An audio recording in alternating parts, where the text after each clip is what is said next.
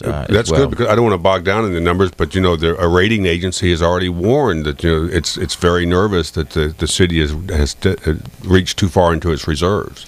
And I happen to share that. We had at the beginning of 2007, we had a fund balance of $1.5 billion, which was the envy of many around this country.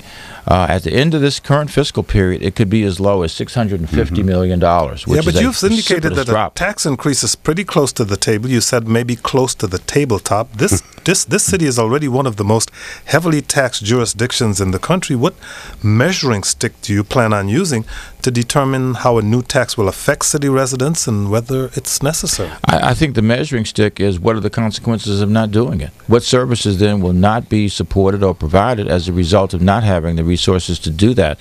And that's the case that we have to make. One of the things that I've done is really enhance the capacity of our own budget shop in the executive. We're going to work closely with Dr. Gandhi and those in the CFO. But I'm very fortunate to have the budget director, the council's budget director for 4 years, who worked with me, who I appointed, Eric Goulet. He's now going to be working with me on the executive side, and we've got some very talented professionals who are working with him. We've already started the process of looking at where we are.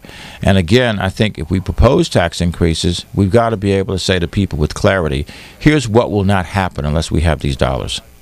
Tom Sherwood, is the mayor going to have to strangle Jack Evans to get a tax increase past the? No, I think Jack Evans is. I think Jack Evans didn't want to raise taxes last year, as I understand his position. But I think all the council members, as the mayor just said, recognize that they can't just cut their way out of this. The government has grown like 65% since the early 2000s, and there's got to be some cuts, and there will probably be some tax increases. But this is true in 46 of the 50 states. Right.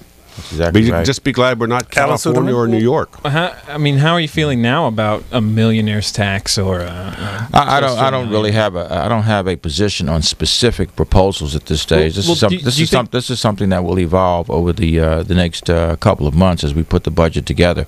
But those are all considerations. They call it a millionaire's tax, but I guess it's a tax on the higher income earners, because some of the members were proposing it on people who earn $250,000 and up. But as I understand, if you make $40,000 a year, you're taxed at the same rate as if you make $1 million a year. Yeah, those who make the argument that that's not fair. What do you think? Well, I think that we will evaluate all of that, Alan, as we go forward, and we will. Yes, we will. We do need to evaluate. It's a simple question. Do you think it's fair that the tax rate of someone who makes $40K a year is the same? I think we need to evaluate the consequences of all of these things, because I don't think that any of this is as simple as it might appear to be.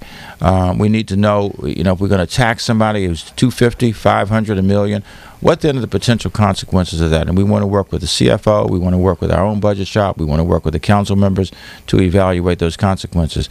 I frankly would love to be able to present a budget that we've had a chance to talk to members about, that they're going to do, they're going to do their jobs, of course, because I was, as a member of the council for 6 years, that's precisely what they have to do, and they're expected to do that.